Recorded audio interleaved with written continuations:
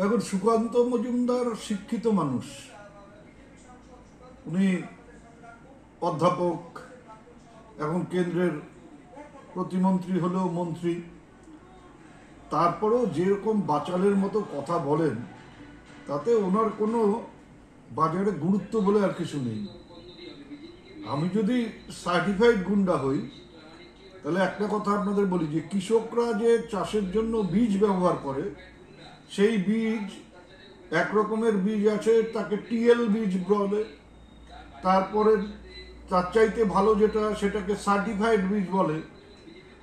আর তারও উপরে আছে হাইব্রিড বীজ।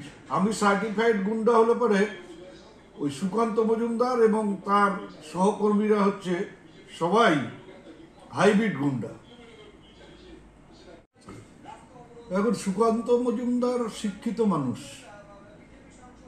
উনি অধ্যাপক, এখন কেন্দ্রের প্রতিমন্ত্রী হলেও মন্ত্রী। তারপরেও যেরকম বাচালের মতো কথা বলেন, তাতে ওনার কোনো বাজারে গুরুত্ব বলে আর কিছু নেই।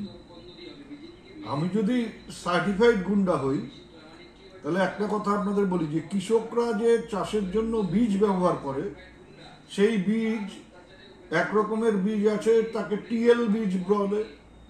তারপরে তার চাইতে ভালো যেটা, সেটাকে সার্টিফাইড বীজ বলে।